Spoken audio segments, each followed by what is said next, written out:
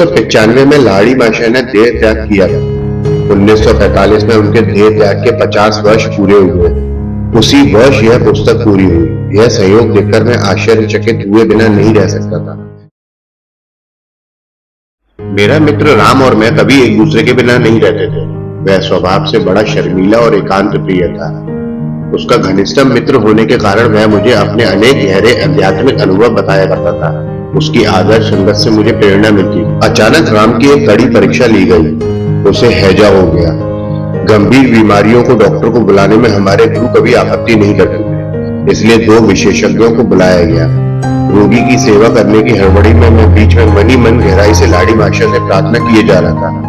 आखिर जल्दी जल्दी मैं उनके घर गया और रोते रोते उन्हें सारी बात सुना दी। डॉक्टर राम को देख रहे हैं, वह ठीक हो जाएगा। गुरुदेव का आश्वासन पाके मैं खुशी खुशी अपने मित्र के पास लौट आया। देखा तो वह मरणासन था। यह 1-2 घंटे से अधिक नहीं जी सकता, एक डॉक्टर ने निराशाजनक हाव भाव से मुझे बताया। फिर मैं तुरंत लहड़ी माशा के पास पहुंच गया।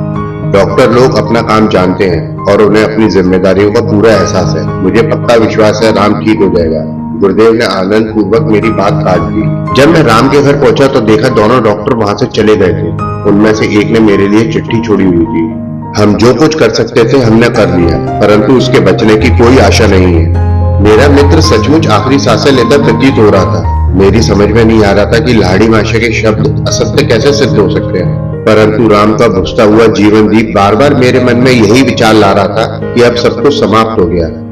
इस प्रकार विश्वास और संदेह के बीच डावाडोल मन से मैं यथाशक्ति अपने मित्र की सेवा करता रहा। अचानक चौकस होकर उसने जोर से कहा, युक्तेश्वर, दौड़कर गुरुदेव के पास जाओ और उन्हें बता दो कि मैं चला गया।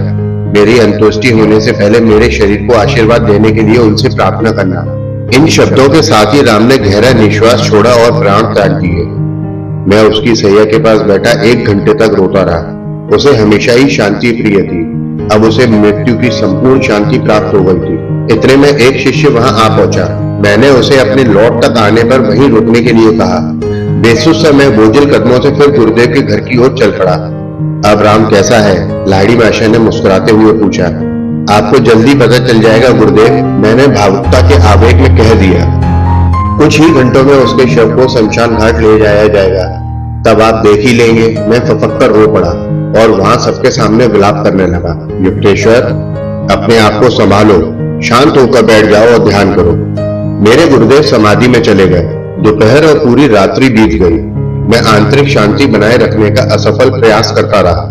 भोर के समय लाड़ी माशा ने मुझ पर सांत्वनापूर्ण दृष्टि डाली। मैं देख रहा हूं कि तुम अब भी अशांत हो। कल ही तुमने मुझे स्पष्ट क्यों नहीं बता दिया कि तुम मुझसे राम के लिए कोई ठोस सहायता चाहते हो, किसी दवा के रूप में? गुरुदेव ने एक दिए की ओर संकेत किया जिसमें अरंडी का तेल था। किसी छोटी सी शीशी में उस दिए का तेल भर लो और राम के मुंह में उसकी 7 बूंद डाल दो। मैंने प्रतिवादक सूचक स्वर में कहा, गुरुदेव, वह कल दोपहर से मृत पड़ा है, अब इस तेल से क्या लाभ? उसकी चिंता मत करो, केवल जो मैं कह रहा हूं वही करो। मेरे गुरुदेव का प्रसन्न भाव मेरी समझ में नहीं आ रहा था। थोड़ा सा तेल निकालकर मैं राम के घर की ओर चल पड़ा। मेरे मित्र का मृत शरीर सख्त हो गया था। उसकी भयंकर अवस्था की ओर ध्यान न देते हुए मैंने अपने दाहिने हाथ की तर्जनी से उसके होठ खोले तथा बाएं हाथ से शीशी के ढक्कन की सहायता से किसी प्रकार बूंद बूंद करके उसके पक्के बैठे दांतों पर डालने लगा। जैसे ही 7वीं बूंद ने उसके ठंडे होठों को स्पर्श किया, राम का सारा शरीर जोर से कांपने लगा। सिर से पांव तक उसकी सारी मांसपेशियां कांपती रही और वह आश्चर्य करता हुआ उठ बैठा। मैंने प्रखर प्रकाश में लहड़ी माशा को देखा। वह चीख पड़ा। वे सूर्य की भांति चमक रहे थे। उठो, निद्रा त्याग दो, युक्तेश्वर के साथ मुझसे मिलने आओ। जब मैंने राम को उठकर अपने हाथों से कपड़े पहनते देखा और उस मरणांतक बीमारी के बाद भी हमारे गुरु के घर की ओर चलने की शक्ति उसमें आ गई थी, तो मैं अपनी आंखों पर विश्वास नहीं कर सका। वहां पहुंचकर राम ने लहड़ी माशा को साष्टांग प्रणाम किया। उसकी आंखों से कृतज्ञता के आंसू बह रहे थे। गुरुदेव को भी अत्यंत आनंद हो रहा था। मेरी ओर शरारती आंखों से देखते हुए उन्होंने कहा, युक्तेश्वर, अब तो निश्चय ही तुम हमेशा अपने पास अरंडी के तेल की बोतल रखो। जब भी किसी लाश को देखो तो उसके मुंह में वह तेल डाल देना। क्यों, अरंडी के तेल की 7 बूंद अवश्य यमराज की शक्ति को निष्क्रिय करने के लिए पर्याप्त है। गुरुजी, आप मेरा मजाक उड़ा रहे हैं। मैं समझा नहीं, कृपया कर मेरी भूल का स्वरूप समझा दीजिए। मैंने 2 बार तुमसे कहा कि राम ठीक हो जाएगा, फिर भी तुम्हें मुझ पर पूर्ण विश्वास नहीं किया। लाड़ी माशा समझाने लगे, मेरे कहने का अर्थ यह नहीं था कि डॉक्टर उसे ठीक कर पाएंगे। मैं तो केवल इतना ही कह रहा था कि वे उसे देख रहे हैं। मैं डॉक्टरों के कार्य में हस्तक्षेप नहीं करना चाहता था। आखिर उन्हें भी तो जीविका कमानी है। इसके बाद आनंद भरे स्वर में गुरुदेव ने मुझसे कहा, सदा याद रखो, सर्वशक्तिमान परमात्मा किसी को भी ठीक कर सकता है, डॉक्टर हो या ना हो। मुझे अपनी भूल समझ में आ गई है गुरुदेव। मैंने पश्चाताप के साथ स्वीकार किया। अब मेरी समझ में आ गया है कि आपका साधारण सा शब्द भी पूरे ब्रह्मांड के लिए बाध्यकारी है। श्री युक्तेश्वर जी की यह रोमांचक कहानी जैसे ही पूरी हुई, रांची के एक छोटे से बच्चे ने उनसे प्रश्न किया, जो बच्चे के मुंह से स्वाभाविक ही था। उसने पूछा, महाराज, आपके गुरुदेव ने अरंडी का तेल ही क्यों भेजा? तेल देने का कोई विशेष अर्थ नहीं था बेटा, मैंने कोई प्रत्यक्ष वस्तु चाहिए थी, इसलिए लाहिड़ी माशा ने पास में पड़ा तेल ही दे दिया, जो मुझ में अधिक विश्वास जगाने के लिए था। परंतु वे जानते थे, जब उन्होंने कह दिया कि तो राम ठीक होकर ही रहेगा, चाहे उन्हें मृत्यु के बाद ही उसे ठीक क्यों ना करना पड़े, जो कि अंतिम बीमारी होती है। श्री युक्तेश्वर जी ने बच्चों को बाहर भेज दिया और मुझे अपने चरणों के पास रखे कंबल के एक आसन पर बैठने का संकेत दिया। असाधारण गंभीरता के साथ उन्होंने कहा, योगानंद, तुम जन्म से ही लाहिड़ी माशा के शिष्यों से घिरे हो।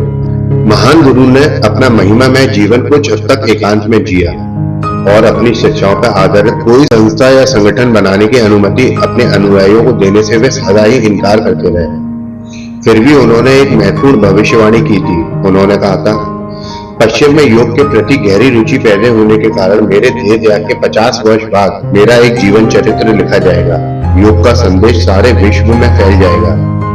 इससे सभी के एकमात्र परमपिता की प्रत्यक्ष अनुभूति पर आधारित एकता के कारण मानव जाति में विश्व बंधुत्व स्थापना होने में सहायता मिलेगी। श्री युक्तेश्वर जी ने आगे कहा, मेरे पुत्र योगानंद, उस संदेश को फैलाने में और उस पवित्र जीवन चरित्र को लिखने में तुम्हें अपने हिस्से का कार्य करना होगा। 1895 में लाहिड़ी माशा ने देह त्याग किया था। 1945 में उनके देह त्याग के 50 वर्ष पूरे हुए। उसी वर्ष यह पुस्तक पूरी हुई। यह संयोग देखकर मैं आश्चर्यचकित हुए बिना नहीं रह सकता था कि 1945 के वर्ष के साथ ही क्रांतिकारी आमणिक शक्तियों का नया युग आरंभ हुआ। लाहिड़ी माशा का जन्म 30 सितंबर 1828 ईस्वी को एक धर्मनिष्ठ प्राचीन ब्राह्मण कुल में बंगाल के नदिया जिले के स्थित गुरमी ग्राम में हुआ था। वे आदरणीय श्री गौर मोहन लाहिड़ी की दूसरी पत्नी श्री मुक्त काशी की संतानों में से एकमात्र पुत्र थे। बचपन में ही उनके माता पिता का देहांत हो गया था। उनकी माता के बारे में बहुत कम जानकारी उपलब्ध है, सिवाय इस महत्वपूर्ण तथ्य के कि वे शास्त्रों में जिन्हें महायोगेश्वर कहा गया है, उन भगवान शिव की अनन्य भक्त थी। लाहिड़ी माशा का पूरा नाम श्यामाचरण लाहिड़ी था। उनका बचपन गुरनी गांव के पैतृक निवास में ही बीता।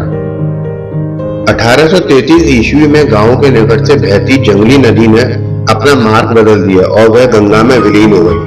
उसके मार्ग परिवर्तन के कारण लाहिड़ी परिवार की सारी जमीन जायदाद नष्ट हो गई। घर के साथ लाहिड़ी परिवार द्वारा प्रतिष्ठित शिव मंदिर भी नदी के गर्भ में समा गया। एक भक्त ने उफकते जल से शिव की प्रतर प्रतिमा को बचाया और उसे नए मंदिर में रख दिया, जो अब गुरमी शिव मंदिर के नाम से विख्यात है। श्री गौर मोहन लाहिड़ी गुरमी को छोड़कर सब परिवार काशी में जा बसे। बालक लाहिड़ी ने काशी की पाठशालाओं में हिंदी और उर्दू की पढ़ाई की।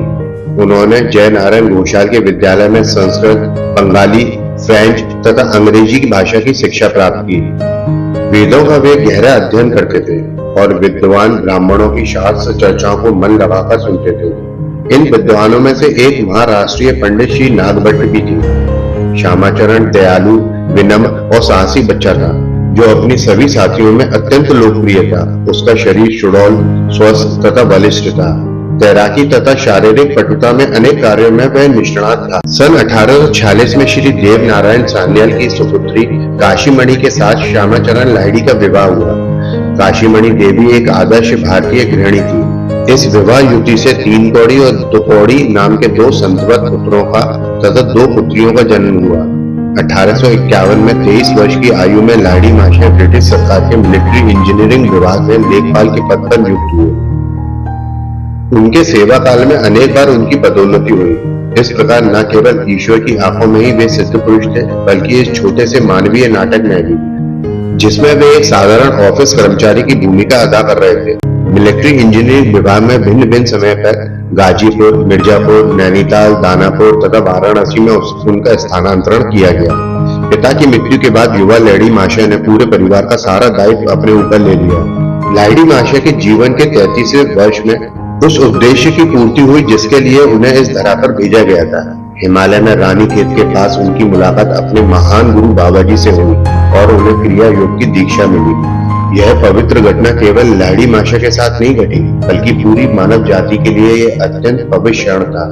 योग की लुप्त हुई या दीर्घ काल तक अज्ञान रही सर्वोच्च विद्या पुनः प्रकाश में लाई गई।